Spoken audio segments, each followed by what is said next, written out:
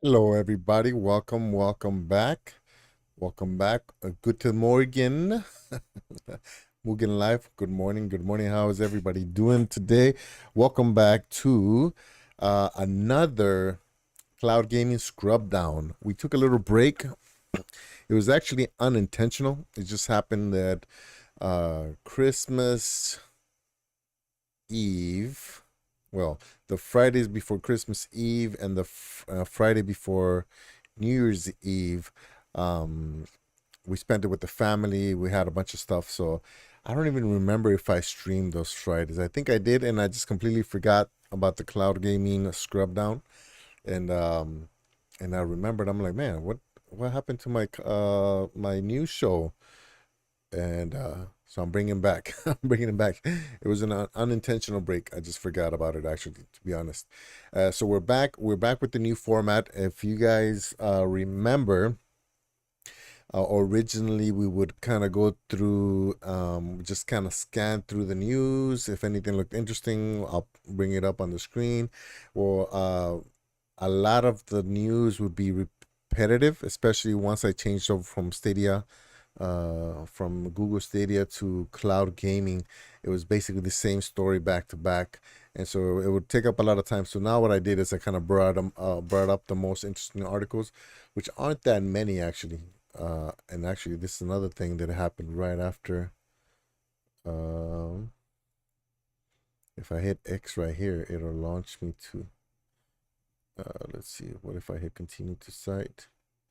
Okay, I hit X on the last one and it kept popping up virus scans or something. All right, so this time we got 10 stories. It was actually only the last 2 days. It gave me 18 pages, and out of the 18 pages, these are the stories that I got, and it was only 2 days back. So we're gonna go through these, and then if you guys have any questions, if you guys want to talk, discuss something else, or if you want to bring something up that's happened recently with cloud gaming that I didn't cover, we can cover that at the end. If not, we'll just end it. I am giving away a game key from my list of games, which is on the uh, it's on the description. So check out that list. If there's something you want to win, make sure you enter the raffle. And we got Maker in the house. What's up, Maker? You're probably gonna be able to help me with some of these stories, man, because I haven't really keeping up with the news that much. Just the big stuff here and there. I've been kind of busy at work. We're getting ready to ship some containers that we're gonna use for training. So we'll see. I'm gonna be learning with you guys. Basically, that's the whole gist of the show. Is that I'm not very knowledgeable in gaming, so I learn as you guys learn. Some of the times you guys, actually most of the time, you guys help me with it more than what I can kind of put into it, into the conversation. So here we go. The first article here. So a lot of the articles dealt with CES day one and day two, um, because it's cloud gaming. The biggest stories that came up for cloud gaming was cloud game on LG TVs, or the Game Hub on LG TVs. GeForce Now being available in vehicles, and also the 4080 tier or the ultimate tier on GFN. So those are the ones that popped up a bunch. Let me just give you a heads up. So we're gonna go into detail on some of them, and then some other laptops, and like the Razer cloud device that's gonna release pretty soon. So let's go ahead and start with this one. Ready Aim Cloud CES 2023 first look. The Asus Vibe CX34 flip shrinks the gaming Chromebook. Shrinks it. If I hit X, I wonder if it's gonna. Okay. Cloud gaming meets portability with a side of style in Asus second gaming Chromebook, which we got to see firsthand at CES. So this is a video. I don't want to play the video because somebody put in some effort into that. So the Asus Chromebook Vive CX34 Flip is a second gaming Chromebook from Asus, a 14-inch follow-up to the larger 16-inch Asus Vive Chromebook. It launches later in 2022. We were able to spend some time with this slick cloud gaming laptop firsthand at CES 2023. Before I forget, let me bring up Amazon.com, and I want to talk about, oh, what happened right here? How come it came up on a different, okay. And then we're going to do Unreal AR glasses. And so we're going to talk about these because I bought them and I'm waiting for them. And I just don't want to forget. Let's see. So, a Chromebook better equipped for gaming. As a gaming Chromebook, the Vive CX34 combines the expected lightweight Chrome OS with above average hardware, the option for up to 12th gen Intel Core i7 processor. Yes, Core i7 inside drives the performance necessary for cloud gaming services such as NVIDIA GeForce Now and Amazon Luna, meanwhile Wi-Fi 6 networking gives the best-in-class connectivity, and the two-in-one design provides flexibility for laptops and tablet gaming, outpacing other gaming Chromebooks with both a touchscreen and multi-mode design. So the question that I have for this is, if it's a Chromebook, right? Theoretically, an old Chromebook should be able to handle cloud gaming because it's in the cloud. So what would the purpose of the i7 processors be? Is it to encode the video coming in? Maybe like to avoid screen tearing or something? But wouldn't that come from the service? Wouldn't that be something that a service would need to fix and not the laptop? That's kind of like what I'm wondering, because I mean, if you can play it on your phone, then the minimal hardware with maybe better networking hardware like Wi-Fi 6 and stuff like that, that would be more important than the other things, right? That's what I don't get. Why would you need an i7 processor if it's not running the game? What do you guys think about that? Other gaming grade features include like faster, better resolution, faster frame, not frame rate, because the frame rate would come from the cloud service, so you would need refresh rate, right? 1920 by 1200 resolution touchscreen with a taller 16:10 aspect ratio and a 144 hertz refresh rate that will easily keep up with the 120 hertz output of most cloud gaming services. The 14-inch IPS panel uses Asus Nano Edge design, surrounding the display with slim bezels, so you get the most screen for the size of the laptop. That jumps out and you before even power up this machine. That jumps out at you before you even power. Okay. And so I don't know how I feel about this 16 by 10. I think most movies are 16 by 9. And I know that my laptop, it's a Microsoft Surface Go. What's up, Winstar? It's a Surface Go. And it was, I think it's like a 8 by 11. Like it's the size of a paper. So when I play on Stadia or any cloud service that doesn't support multiple aspect ratios, I get a black bar on the top and bottom. So I think that's what this is, 16 by 10. I mean, if it's a Chromebook, let's see. I think I would prefer the 16-inch, but the keyboard also gets some gamer-friendly touches with RGB, multicolor backlighting, and anti-ghosting technology. The latter lets you hammer away at keys as fast as your fingers will let you, without sacrificing accuracy due to skipped detection of key presses. Interesting. As noted, the Vive CX34 has a smaller 14-inch footprint, making it more portable than the 16-inch models that we've seen so far in gaming Chromebooks.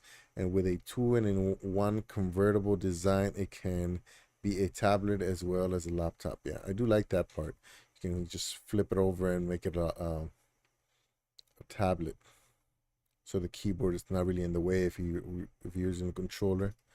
That's some great added functionality in standard Chromebooks, but in a gaming Chromebook, that also makes it ideal for Android games, which are supported by Chrome OS Plus. Productivity and creative use both get a boost thanks to an included stylus, which stores in the Chromebook chassis when not in use. Oh, okay. It's not the prettiest laptop though, or Chromebook. Okay. Superb looking sophomore gaming Chromebook. All right. I don't think too many people are buying Chromebooks for gaming, right? How you been, Winstar? How was your holiday season? How much is this one going for? It didn't give a price, but let me check. Maybe I didn't read it. Um, I mean, it should only be a couple $100, right?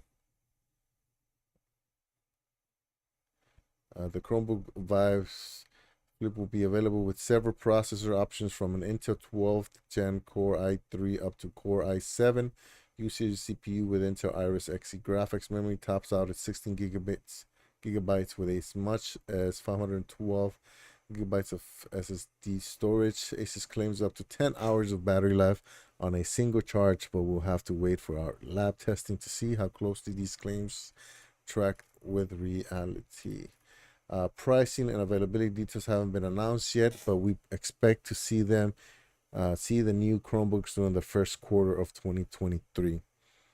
I wonder how much was the old ones. That'll probably give you an idea of where it's gonna be, right? Because they have to have different classes for those that you know you just have to give people different options if you want to sell them. Holiday's been good. Just spent time with the family. Nothing too crazy. I still like the 120 hertz gaming Chromebooks that came out. Yeah. Do you have a Chromebook? What do you use as a laptop? You know what I mean? I know you got the PS5, and I think you said you got the Switch. But what do you use for PC gaming? Uh,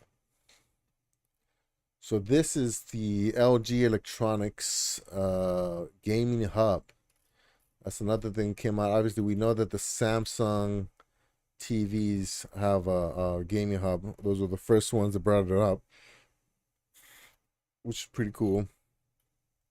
This one seems like it's not even the full article. What is this? Featured on. Da, da, da, da.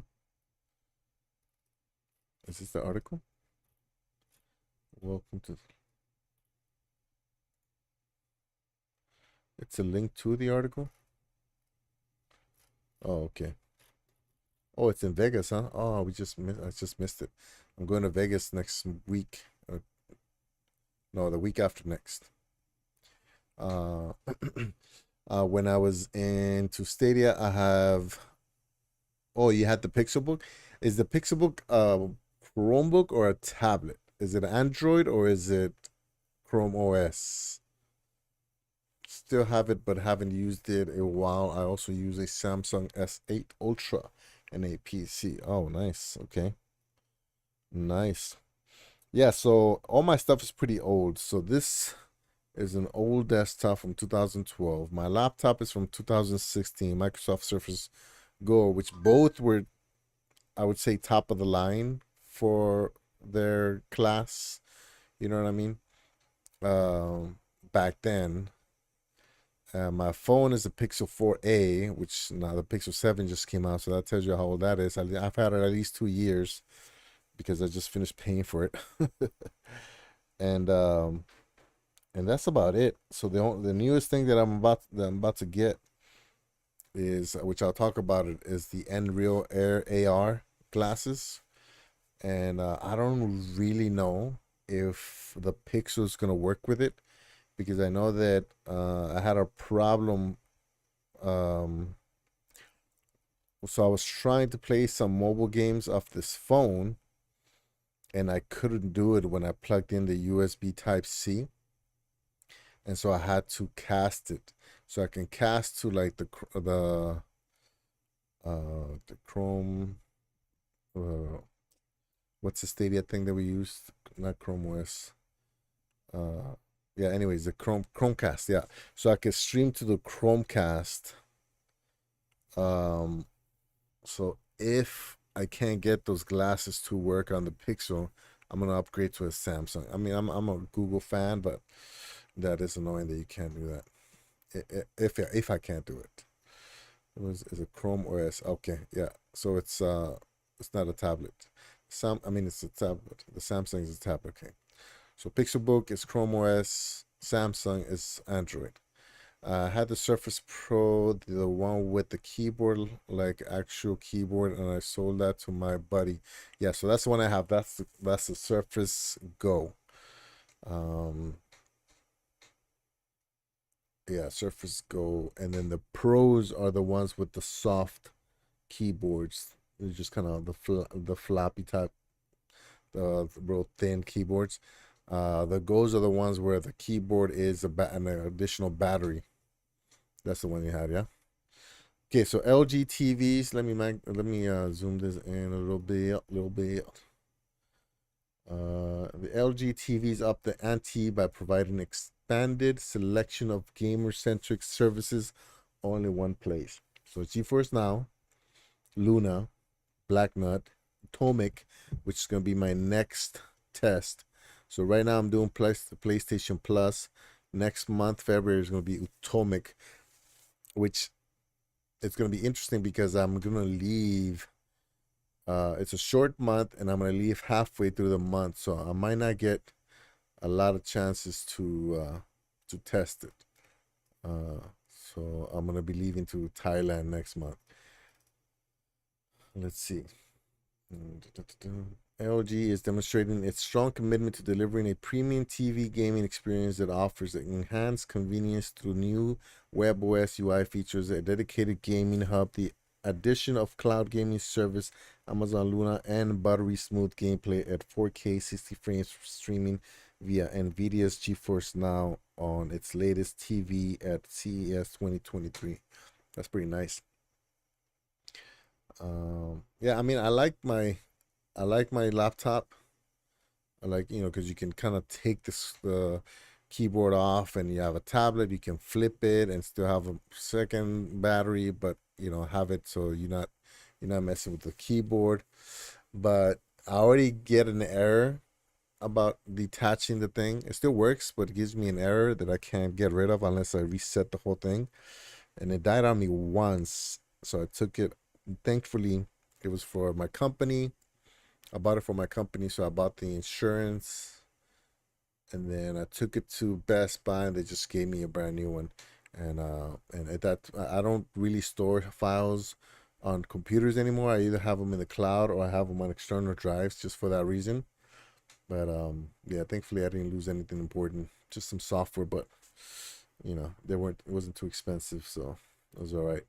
But yeah, I like it. It's not I don't know, something about, I think the aspect ratio bothers me because my wife's computer is $1,000 HP, and the aspect ratio on it is way nicer. It's 16:9. It has the number keyboard, and so that's kind of nice. Popular cloud gaming services which can now be conveniently accessed accessed from LG Game Card on WebOS 2023, including simply via voice command, offer avid and casual gamers alike numerous gaming titles from leading partners such as Nvidia, Blacknut, Atomic, and now Luna and Boosteroid. With no downloads or additional hardware needed, LG's award-winning OLEDs TV supply players with the smoothest gameplay courtesy of superior image quality and ultra-fast 0.1 millisecond response time and super low input lag, as well as more personalized gaming experience throughout various customization features, including game optimized and genre-specific picture settings. So the thing that kind of excites me about these game hubs is that I think they consolidate your gaming library. So if I look at, like, for example, GFN will bring in most of my Epic and Steam games, and then obviously you got a bunch of games on. I personally have a bunch of games on Steam, no, on oh wait, so let me say it again. So you got Epic, Steam, and Ubisoft Connect, and then I have Amazon Luna because of Prime, so that I can play those Ubisoft Connect games. So they're gonna get kind of added up, and then I have um, Boostroid. Well, I'm not paying for it now, but there's some games on Boostroid that aren't available on GFN that I can play, like Red Dead 2. So if it's available, then what it'll do is it'll give me the games not available on GFN available on Boostroid, but it'll put it all in one library. So that's kind of what's cool about it. It's kind of like when you click on a movie on either the Chromecast and the Chromecast, or some of the other hubs on the Samsung TVs. You click on a movie and it gives you like Netflix, Hulu, or whatever, whoever's has it um, offered. Am I making sense? You know what I mean? So you click on the movie and then you have the services underneath, instead of click on the service and having the game there and the same game in another service. You know what I mean? Because you're gonna forget what game you have where. You know what I mean? Unless you consistently play that service. What's up, Rock? What's going on, man? I was checking out your experiment earlier. Uh, were you trying to see how many people would jump in and how many views you would get, or what was that? Or was it a top secret experiment? Already available in FHD on 2021 and 22 LG TVs running WebOS 6.0 or above.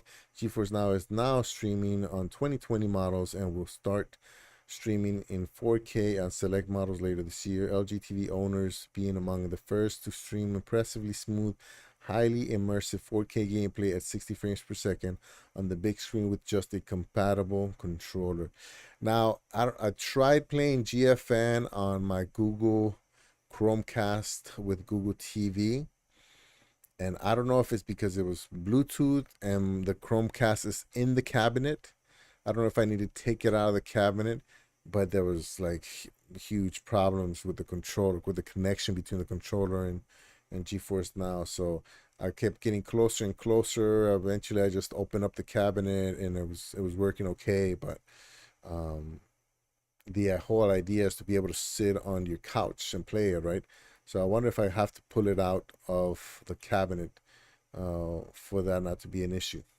So I gotta try that next time. But I never get to watch. I never get to use the TV anyways because my daughters always take it from me. So it's not in my. I can't even claim to be. I can't even claim it to be my TV anymore. I'm always experimenting now. I noticed. Yeah, that's good, man. That's good. That's how you. That's how you use those analytics to your advantage, huh? GeForce Now is NVIDIA's open cloud gaming service that taps into the thriving PC gaming ecosystem by streaming with world-class NVIDIA GeForce Now RTX performance. Gamers can play their favorite PC titles already purchased from popular digital stores, including many of the most played free-to-play games like Fortnite, Apex Legends, and Destiny 2. With and against millions of other PC players, GeForce Now Ultimate members they already got it on there. Look at that. Will enjoy streaming at up to 4K resolution at 60 frames per second on supported LG TVs with ultra low latency that rivals many local gaming experiences. Accessible from LG's game card in the US, Amazon Luna is joining other cloud gaming services on the WebOS home screen on LG's latest TVs. A Luna subscription offers access to gamers for everyone, from AAA titles, retro side scrollers, family games, and more, and titles including Assassin's Creed Valhalla, Everspace, and Team Sonic Racing, while the Prime Gaming channel gives Amazon Prime subscribers access to various exclusive and free-to-play titles each month. Do you guys think Amazon Luna is going to expand today to other countries? Not today. This year to other countries? Seems like they're pushing it a little bit, huh?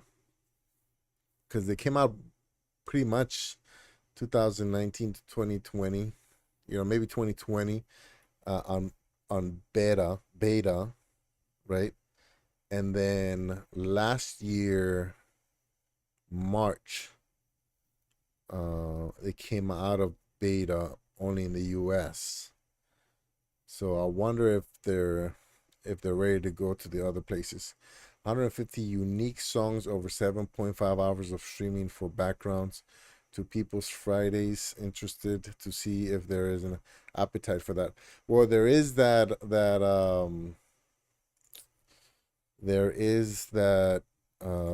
Lo-Fi Girl. You know which channel that is? Somebody Lo-Fi Girl or Lo-Fi, something like that. Yeah, this one. 11.8 million subscribers, always live. I'm gonna play it right here. And somebody shut it down. They did like a copyright strike or something. So right now there's 20,000 people watching, 11.8 million subscribers, and it's been up for like super long, like I think it's like a world record. And then YouTube shut it down because somebody claimed the copyright, even though it was false. And then they closed it down, and then they had to bring it back up after they realized the mistake. My honest opinion is that we will see a major shift in their business model before they roll it out to the rest of the world. Yeah, maybe that's what they're doing. Yeah, maybe that's why they're so hesitant. They were testing out those channels because they must have thought, okay, they might be a little bit complicated for people. When you think about the brands that really dominate are the ones that are very user friendly or customer service kind of friendly, like Dell's known for customer service. Apple's known for ease of use. You know what I mean? Macintosh actually too.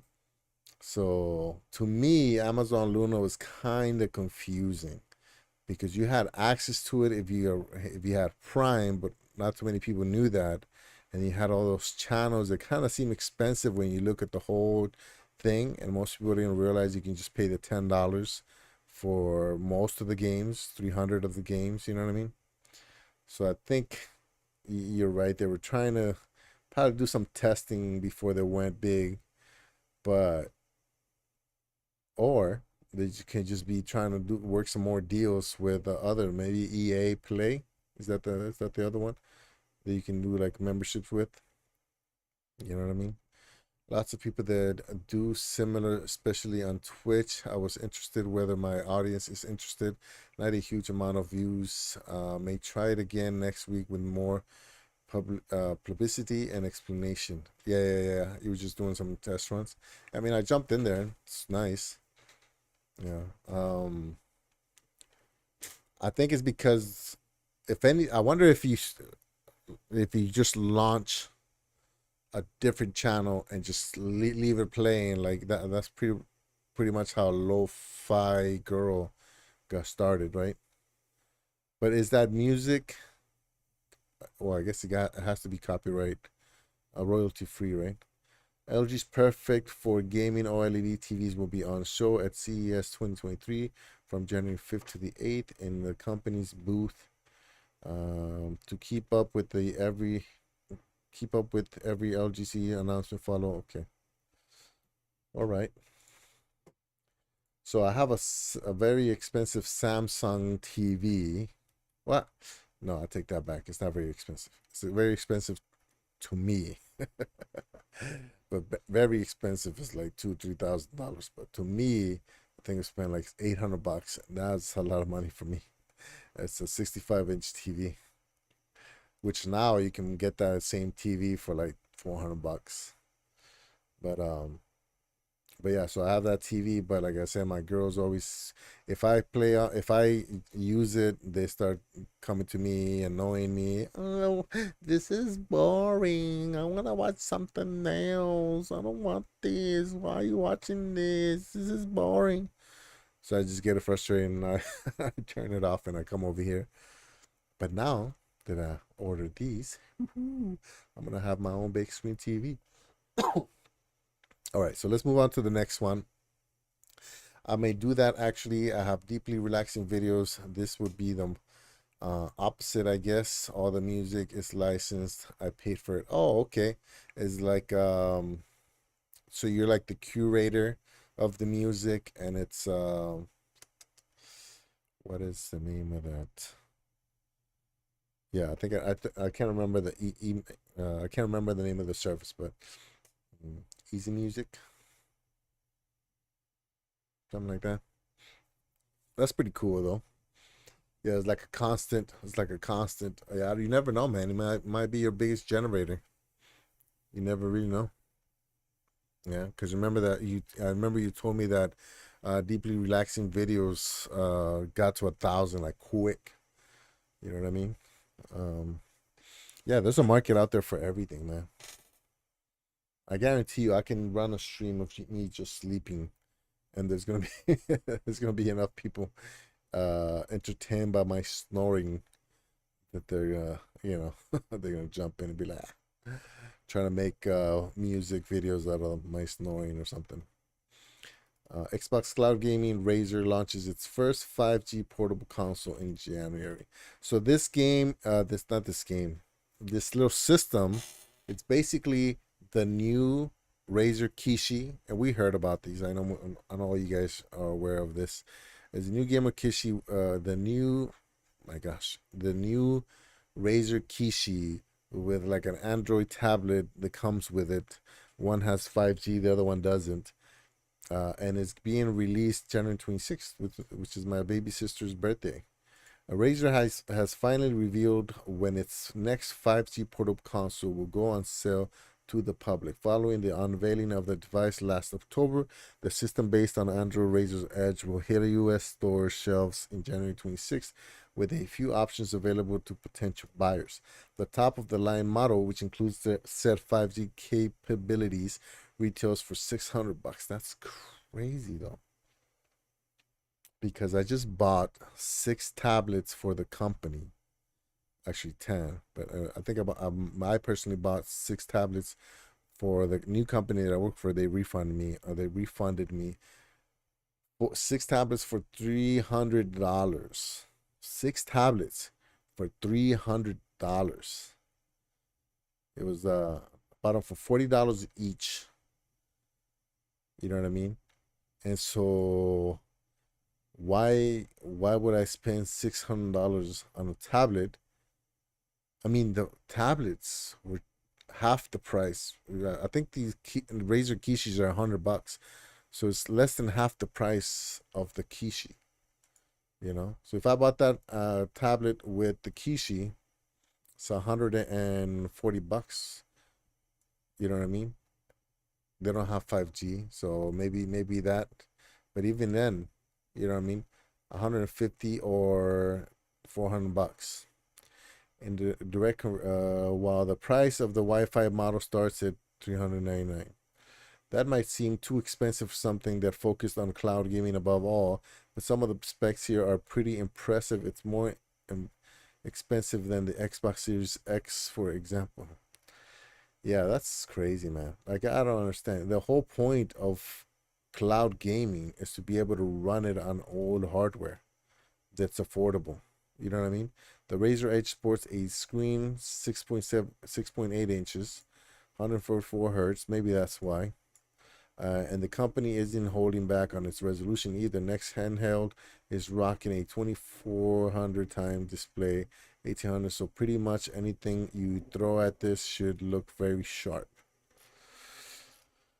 Yeah, man. I don't know. I just can't can't sell me on it. I guess the only benefit that I see, if especially if it's 5G, is that you don't have to worry about people calling you or getting notification or text. Because a lot of the times when I'm playing on my phone, I get little notifications, and then if you exit out of it, if you click on it, like let's say you try to get rid of the message, but you accidentally hit it, and it goes to the text message, it'll boot you out of the game or it'll boot you out of the app, and then it'll have to reload. So that's basically the only thing. But we'll see. We'll see if it's if it's worth it. I guess we'll find out. Oh, what the heck is this? Is that when he got arrested? Under the hood, the device is powered by the latest Snapdragon 63X Gen 1 gaming platform, which Razer says will enable long game sessions playing the best AAA titles and native games on the go without having to compromise on performance. The one thing that I am excited about is that when I first heard about Stadia and I started getting into streaming it and all that, nobody knew what cloud gaming was. You know what I mean? Gamer friends that I had didn't know what, either they didn't know what cloud gaming was, they didn't know what Stadia or GFN was, or they didn't care. You know what I mean? And now that whole narrative is changing, in my opinion. You know what I'm saying? I may do that actually. I have deeply. Okay, I saw that. My CPAP got an error code. Haven't used it for like a week and a half. Oh, really? Most people that I know don't use it at all. It bothers them, and I guess, especially if you're like using it, and like if you're sleeping next to your wife or whatever, I guess whenever you go into that mode where you stop breathing, the machine is gonna blow air on you. I got my friend told me about that. He's like, he has the same machine, and he said they used it once and never used it again because whenever you fall asleep and then your body just stops breathing for whatever reason. I mean, that's the problem, right? That's the issue. It'll just start pumping air, and you hear, so he stopped using it. Yeah, it did, but it stalled since, mind you, I haven't added any new content or optimized it. Sorry for interrupting your show. I always love your content here. Oh, you're not interrupting, man. You're not. This is, so I really like this format. So the problem that I'm having, and I think me and you have the same problem, Rock, is that's I assume that that's why you your new show is more of variety, kind of like a, it's not a podcast. It's almost like a talk show, but talking to your viewers, right? Um, because like you, I enjoy talking. I enjoy, having a conversation. So the problem with doing that while you're playing games is that I'm terrible at multitasking. I think most men are. So I can't be playing a game, especially when I'm not a good gamer, and then try to concentrate and follow the conversation. And because I talk so much, you know, we'll be having a conversation. I go back to gameplay. I come back to the conversation, and then I forgot what the replies were referring to. So I'm like, wait, what were we talking about? Yeah. So yeah, it's kind of like when people tell me their names, and like within 5 minutes I forget. You know what I mean? So I like talking a lot, but I don't have a good memory. So I like this because I can focus on the conversation, and then when the conversation kind of goes into a lull, then I can kind of go to the article, and maybe something pops up that gives me a topic to talk about, expand on, or whatever, and then we can go back and forth. Like, so I like this format. It's just that I'm still trying to get it. You know what I mean? Um, it's better for me to get these articles out and tabbed, which I think I'm noticing that I'm doing a lot of things that you're doing, and I promise you that I'm not copying everything. It's just I guess you're discovering before I'm discovering better ways to do it. So yeah, I noticed that I do that with so you, and then where did where did I get this the show idea? So the show idea I had it for a while, where I discover the news um at the same time as that I'm streaming it. You know what I mean? So I don't the idea wasn't to like pre-research articles and have notes on them, and what I mean, like some of those guys that do podcast.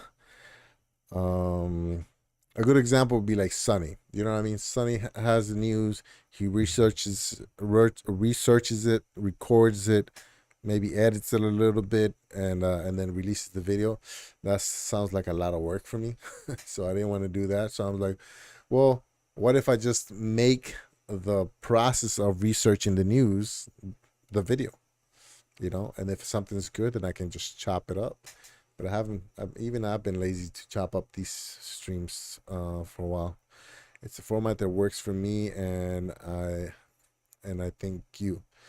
Yeah, I think so. I think the way because uh, what I've noticed with some of the bigger players, some of the bigger streamers that have hundreds, thousands of people on chat, they don't really they don't really have conversations with the viewers. They basically just answer questions, or somebody brings up a topic and they just use that topic as a way to get into not even a discussion, just a rant, I guess you can say. You know what I mean? Uh, but obviously, because I got what, four, maybe the most I've ever gotten viewers was 42 once for like 10 minutes after I got rated.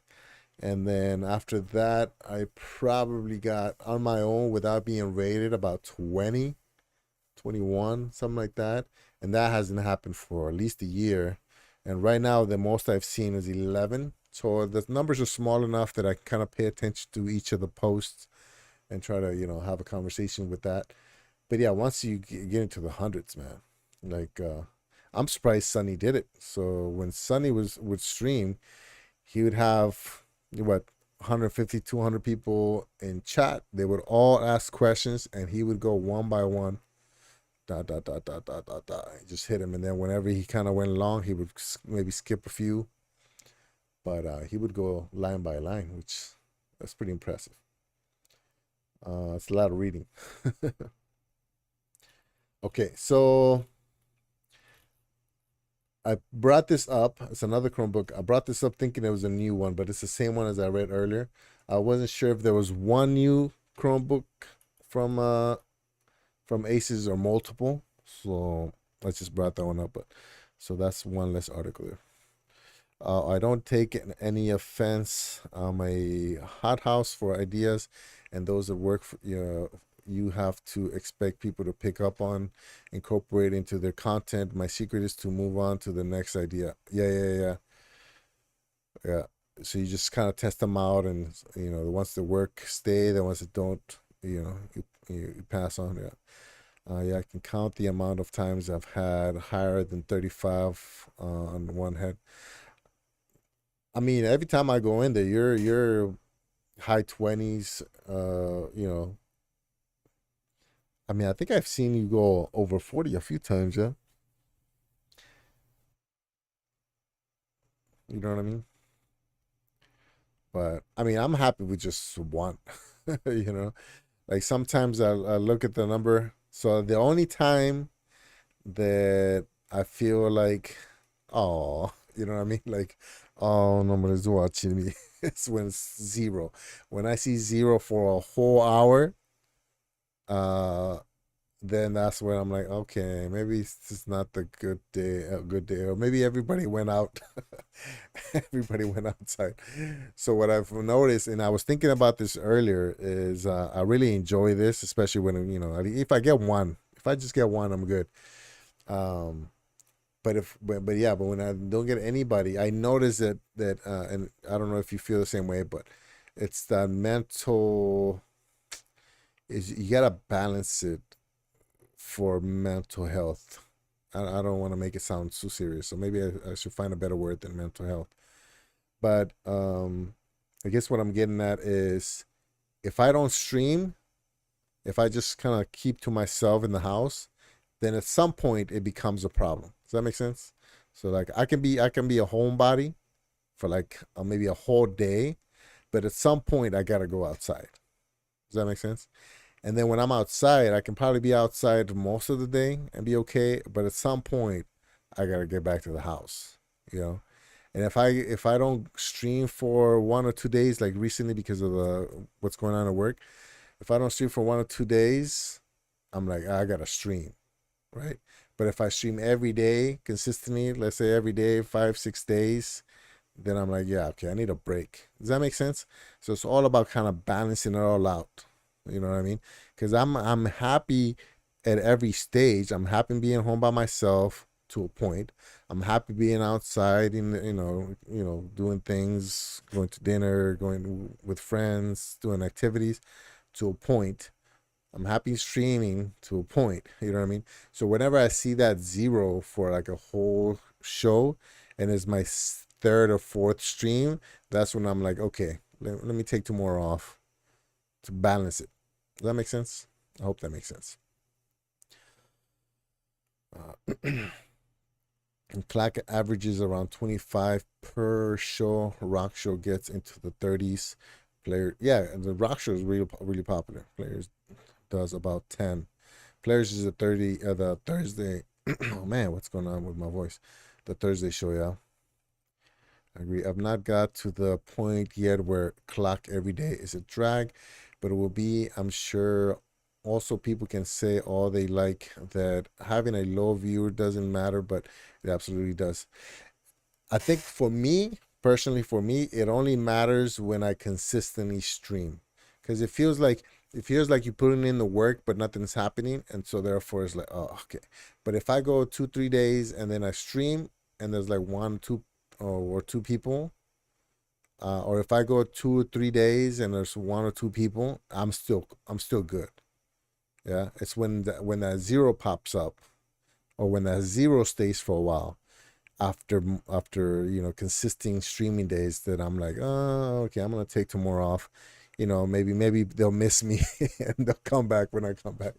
It's not always for that reason. Sometimes, a lot of the times, it's for work, but if that makes any sense. But yeah, so that's kind of how I do it. You know what I mean? Same thing. Like last time I said, I don't like streaming on Sundays because it's family day, and as I said that, I looked over and my wife was laughing, like family day. You're just playing video games on Sunday, but the idea is to have it as a family. But if we don't have anything planned as family, then it's still family days. Just we're doing our own thing. You know what I mean? So I try to take Sundays off, for family day. I guess you can't hear me. If I'm gaming, I never get more than 4 or 5, and that doesn't matter to me, as my objective is just to get that video out, usually under obligation to the dev or GFN. Oh, okay, okay, okay. Yeah, I don't have that. Like when I did it for Outright Games, I wanted to. I mean, if to me, if, it's I I appreciated them giving me those keys. You know what I mean? Yeah, that's where I got the idea. Well, I mean, obviously, I watch your show and I know you're doing giveaways and you have that list. And then when I got those games, they gave us 10 keys, yeah. And so I'm like, well, I have most of these games, and I just want to try the ones that I haven't played. So I stream those first so that I can use the key and I can review the game, because I already reviewed the games that I had for on Stadia. And I'm like, you know what? Instead of like getting this game for the Switch, even though I already have it on Stadia, I'm just gonna give them away. And so that's where I started. I'm like, oh, you know what? I do get some. I just started getting some Humble Bumble keys and stuff. Humble Bundle. I keep saying Bumble. Humble Bundle keys. And so instead of claiming them, I just put them on the list, and that's where I realized that I was doing what you were doing. Um, but yeah. Let's see. So GeForce Now Ultimate adds RTX 4080 graphics to streaming. So the TV talked about some of the features. So I'm not going to go too much into it. But yeah, you're talking about a very expensive card being available for $20 a month um, on GFN. You know what I mean? And if the priority tier is not using, these fancy cards, and I still get, really good quality. I did try the RTX 3080, and it was impressive when I was playing. When I was reviewing GFN, I did the 3080 And then when you see me play GFN now, it's just a priority because I got the 6 months for $30. Um, but I've realized that I don't have to have the 3080 or 4080. I don't have to have the top of the top as long as I can play the game. So yeah, so for those of you guys who aren't aware, which I think most of you guys are, is if you were paying for the 3080 tier, that is now called the ultimate tier, and it will eventually move from the 3080 GPUs to the 4080, which I don't know. We'll see. I am enjoying GFN, especially since Ubisoft gave us those games on Ubisoft Connect. And I kind of do like Ubisoft Plus. I'm paying for it right now. Um, yeah, but even if I don't keep Ubisoft Plus, I have those games, and if one day I'm feeling like, you know what, let's see how 4K looks like. Because right now I have a 2K monitor, so even if I pay for 4080, I'm not gonna get 4K. So it doesn't serve a purpose for me now. But if my whole thing breaks down and if I get a new desktop, I'm gonna get a new monitor, just so that we can feel that 4K, which for me it's not a must-have. But yeah, so that's the gist of this article right here. I'm not gonna go over it because I know that most people watching this show already know this is the biggest news. I mean, every YouTuber is, well, I'll say every cloud gaming YouTuber is talking about that. I saw a video from Sunny from Virtual Cloud. I think the Nerf Report, which they changed their name. I think they dropped the video. Not super sure. Maybe they didn't. So yeah, so everybody's talking about this one now. I used Ubisoft Plus again. They just don't have anything exciting coming out for months, and I have a vast backlog, so it's a no-brainer. Yeah. Oh, you should spend it. You should spend it. Yeah. Why did I get it? I forgot why I got it. Oh yeah, because they had half price. So they had the half price. Okay, so this is what happened. So GFN was half price for 6 months, so $30 for 6 months. So you gotta get that. That's a no-brainer right there. And then Ubisoft had it for half the price. So then I got it. And then while I had Ubisoft Plus, I was gonna cancel it after the first month. But then I was playing Assassin's Creed Origin, and then when I signed up for Ubisoft Plus because of the discount, it upgraded my character from a 30 something to a 40 something level, and it created a new saved game. And I'm not done with Origins. I thought I was gonna be done in the last stream, but I wasn't. So when I finish Origins, because if I cancel Ubisoft Plus right now, I'm not gonna be able to go into my level 55 because there's a new save under Ubisoft Plus with all the DLC. So when I finish Origins, then I'll most likely cancel Ubisoft Plus, and then everything should go back to whatever that level is. And then I'll play the other games outside of Ubisoft Plus. And if I really like it and I want to, 100% it with all the DLC, then I'd just rather pay for another month of Ubisoft Plus, finish all the DLC, and then cancel it until I need to upgrade. You know what I mean? And it's not necessarily the money. It's just the fact that paying for something that you're not using it bothers me. It's like throwing away food that's still good. Experts see the future of video games similar to streaming. Within the framework of the CES Electronics Fair, which is being held these days in Las Vegas, executives of Utomic, Black Knot, is it not or nut? I think they got it wrong. Black Knot, and GeForce Now, companies that provide cloud gaming services, said that the future of video games resembles the reality of streaming. The director of product management for NVIDIA's GeForce Now, Andrew Fear, considered that in the future, video game users will seek to obtain their games on platforms similar to Netflix, based on subscription service that does not require any type of console. Although this type of project has already been implemented by the aforementioned companies, the CEO of Utomic, Doki Tops, is that the guy's name? Really? Doki Tops. Interesting.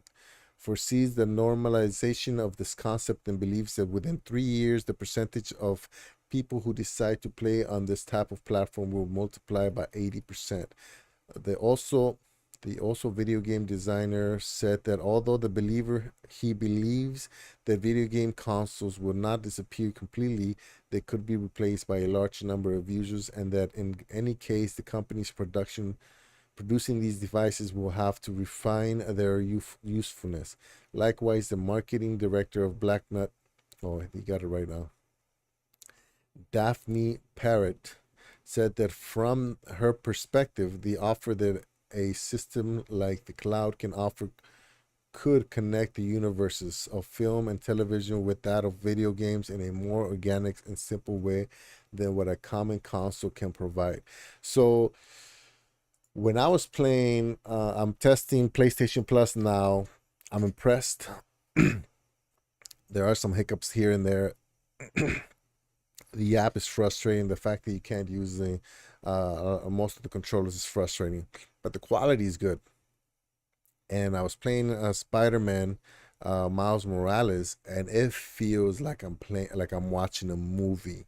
I mean, it's so good, and it's like even though I'm controlling the character, it like some of the action scenes within the gameplay, not the cinematics, but the actual scene, the gameplay is very very impressive, and so I can just see myself watching the movie and then being, a pop up says play the game. Like for example, Avatar, right? I know there's a game coming out for Avatar. I can imagine that once Avatar leaves theaters and it's in Netflix or in whatever, you get a pop up that says play the game. You know what I mean? And I mean, just look at watching Avatar and not being able to tell what's real and what's CGI. I mean, it would motivate anybody to try to get into that universe and be like, immersed in it. It was so pretty. It was really nice. Exactly. I agree. Canceling and subbing just for specific content is prudent. Yeah, because right now I'm sure that Assassin's Creed, at least Origins, obviously, and the next one, Odyssey, are for me. But if I go, so once I finish Origins and then I go into Odyssey, it'll probably take me 60 hours to finish the base game of Odyssey. And so let's say that takes me a month. Then I can just pay for the next month and finish the DLC, cancel it, get into Valhalla 1 month without Ubisoft. And what I like is that you can get in and out of it. You can get in, pay for the month, cancel it so it doesn't automatically charge, and then get out of it at the end of the month. The panel was chaired by Samsung's head of gaming, Mike Lucero, during the world's largest technology show, CES, which runs through January 8th. The CES, which is 2022, had a virtual and face-to-face meeting with less impact than its previous edition as a result of the COVID-19 pandemic, and once again experimented with the mixed format, but this time 70% larger than its last edition. It is leading technology companies, their representatives, and as well as medium and small exhibitors will show the latest technological innovations in which they have been working. Among the brands are part of the mixed edition face-to-face and virtual are Amazon, Microsoft, Google, Canon, Intel, and Nikon, among others. Oh, look at this guy, like an eagle or something. Yeah, I guess the CES is a big thing, man. I didn't even know it was coming up. All right, so this other one, Dell's Concept Nix, takes the idea of portable gaming and crams it into a controller with a futuristic and ambitious tone. So this, I saw this and I'm like, ooh, controller, okay, let's check this out. And I guess this is for their Alien computer system. Every time I go to Best Buy, I see their desktop. I think is the Aurora desktop with this pretty curved monitor, nice headphones. They have, I mean, they have everything. It's really nice, and I want to buy it, but it's like 3 grand. I'm like, no, can't do that. But yeah, look, they have a controller now. The idea of cloud gaming has been around for several years, with some platforms delivering decent ROI, return on investment, while others struggle and failed. I'm gonna click on that, but I know what they're doing. I know where it's going. Despite being created by one of the largest tech overlords of our world, yeah, that's Google. Brands are not hesitating in terms of exploring the sector, since there is more creativity in the room to spin up something innovative and fun. Game streaming services are already quite mature and usable. On the other hand, with a new year, a new challenger rises, and it's Dell, this time around with their prototype concept Nix controller. Okay. Okay. Well, I like that it has that PlayStation look. In fact, oh, when they're using different buttons, um, labels. Take a quick look at it, and you may think of it as one of those custom Xbox controllers with special parts, and I don't blame you. The usual D-pad was replaced by a flat pad reminiscent of the Steam controller of the old days, with the center logo supporting a small alien, not supporting, sporting a small Alienware face. Thanks to its modular design, it is indeed an elite class controller in a practical sense, because you can move around different inputs and face buttons for a truly customized and personalized layout just for you. As for the real special sauce, Dell says that with Concept Nix, you can just start the controller, point it at a supporting display, and start gaming. What? What does that mean? This is a better picture than this one. Somebody needs to do. Yeah. Also, that logo functions as a fingerprint reader to allow users to access their own personalized settings and content in an instant. So let's say you just buy one of these for your household, and Viola, everyone has their own games and setting, and oh, Viola, voila. You can tell I'm not I'm not a good reader. Everyone has their own games and settings ready to go with a simple scan. Too lazy to move your fingers? Use your voice instead to command it to execute something for you. The hardware packed inside matches with that current gen consoles have as well. Some or less to a more or less to a degree. For starters, it contains haptics and self-adjusting variables, resistant thumbsticks to provide you with a dedicated gaming experience for specific titles across different categories, while the extra shift buttons, scroll wheels, and intelligent touchpad are all quality of life inputs. Okay. Hmm. Since it's technically streaming video to the connected display, two players can easily enable split screens and play their own games without bothering each other. A simple dashboard will also be there to help you access. But what? Wait, hold on. Help you access all the settings and features menu while taking a look at your friends' gaming activities, subsequently joining them in a flash, just like a Steam game.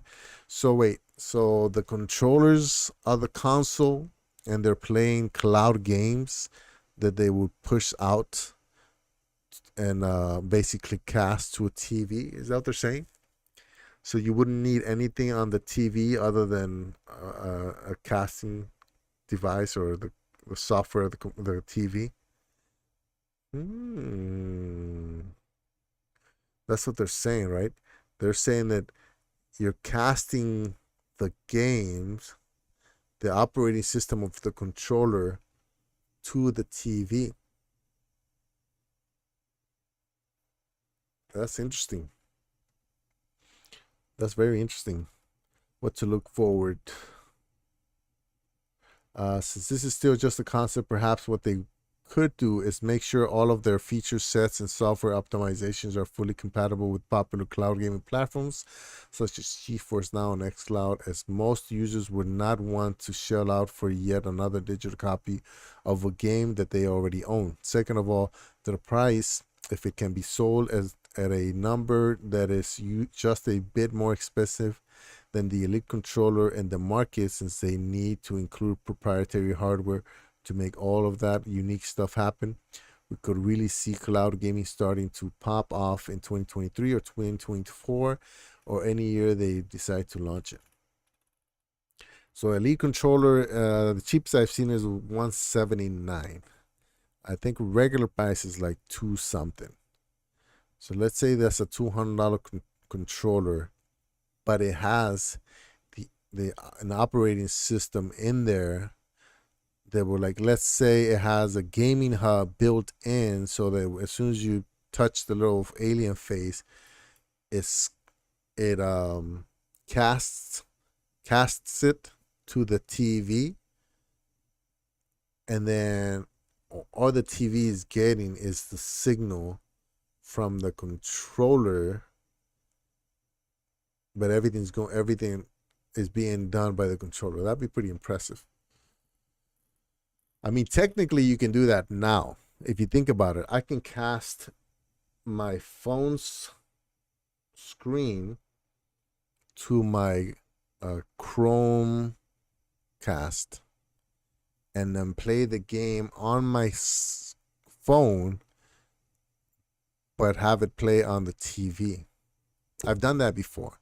So that's basically what they're saying. So it's not super crazy, but the fact that it already has this, it's basically already a controller. You just got to touch and then boom, it casts. That's pretty impressive.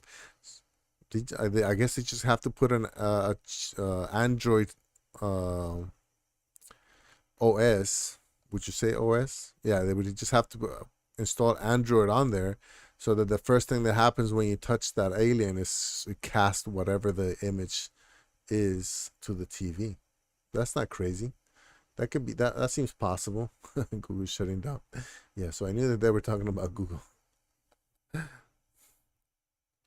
All right, so NVIDIA GeForce Now comes to cars with automakers partnership. Yeah, so that's another thing that came out of CES. GeForce Now is going to be available now on Teslas and basically any minivans, any car with monitors, which is pretty cool. Okay. They're working on game controllers. Experience the ultimate gaming setup with Dell. Okay, so this is the one I just went over. Okay. All right. I wasn't sure if it was a different one. Okay. Reject all. Cloud gaming platforms and services market shows strong expansion. Xbox Game Pass, Microsoft, Facebook Gaming. What? Cloud gaming platforms and services market shows strong expansion, but they put Stadia on there. It must be outdated. Okay. All right. Well, we're in an hour anyway, so let me talk about these right here.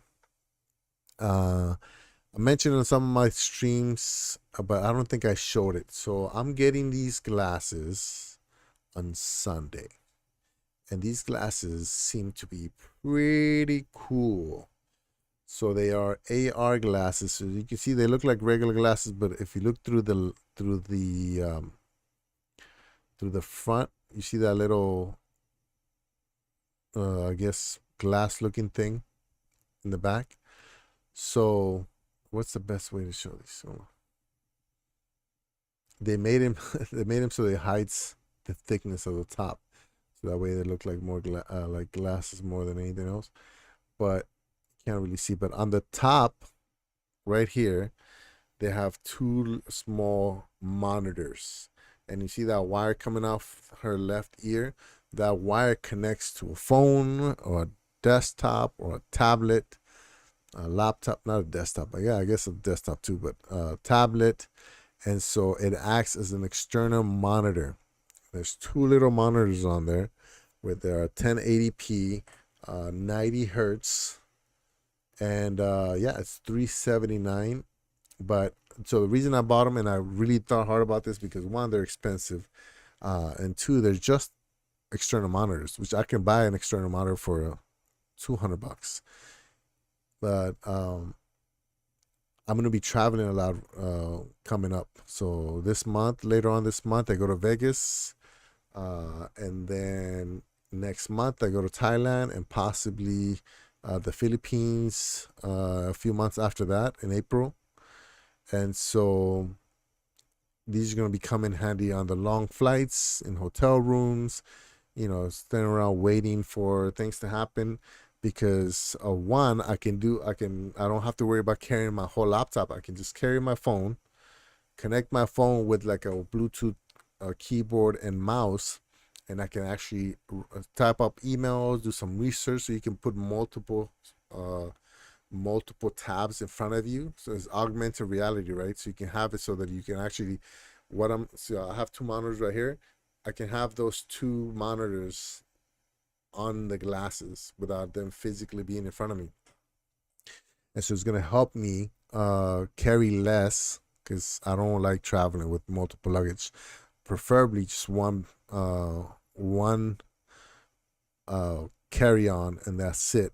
But most likely, because the one in February is going to be about a month, most likely I need at least a luggage for all the clothes and stuff. So yeah, so the less I carry, the better, right? So I'm thinking about leaving my laptop and just carrying my phone with these glasses, so that I can use the glasses as a little workstation.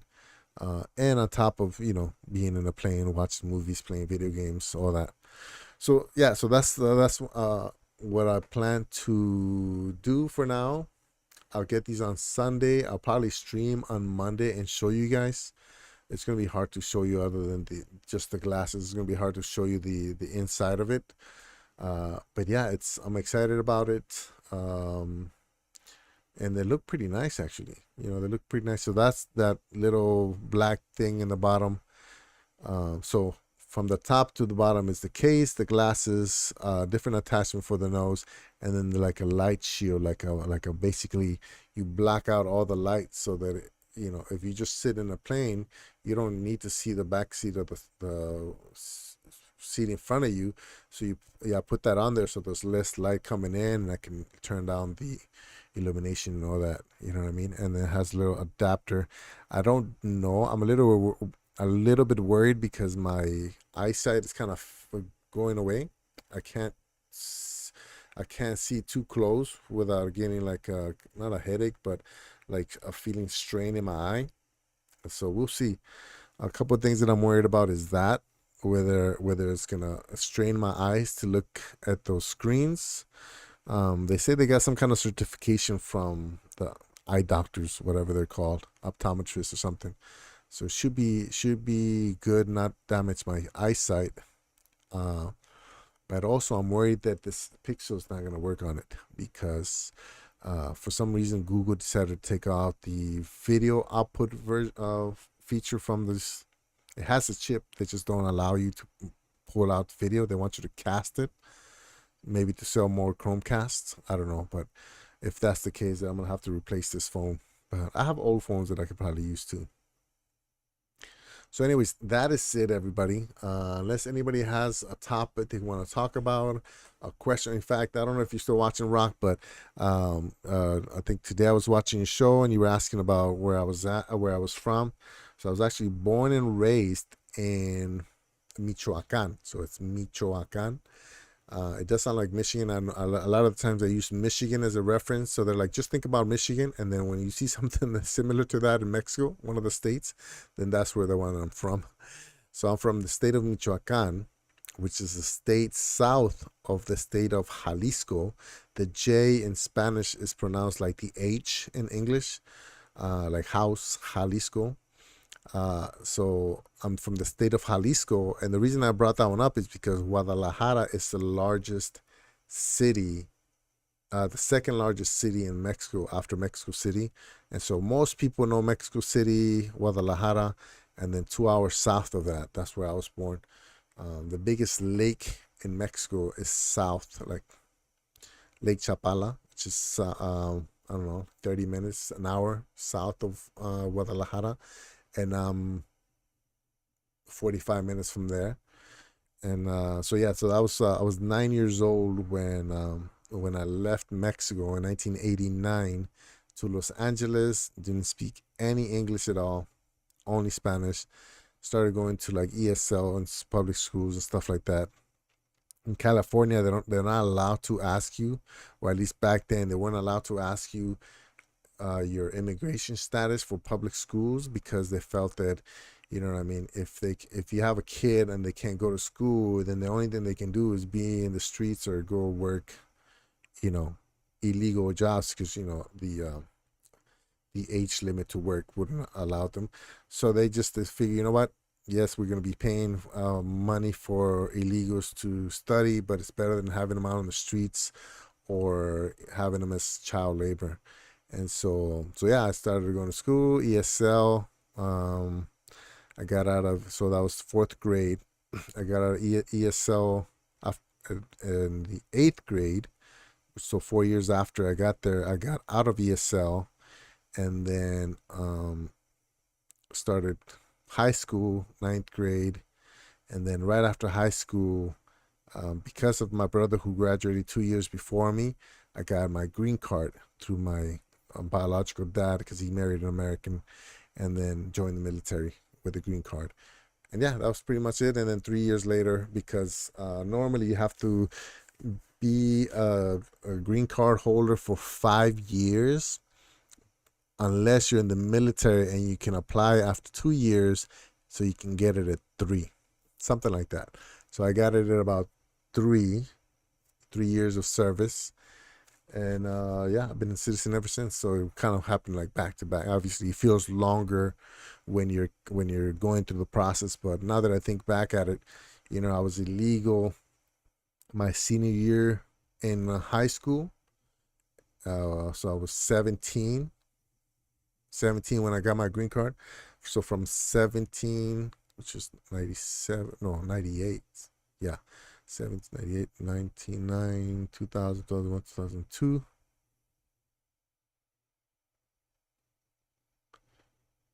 2002. No. Yeah, I got my citizenship in 2002. So yeah, 4 years. Yeah, it's actually pretty close. Pretty close to the 5 year mark. But that's it, everybody. Let me do the wheel real quick. I don't think we got that many. We got Mugen Live, we got Rock, we got Windstar.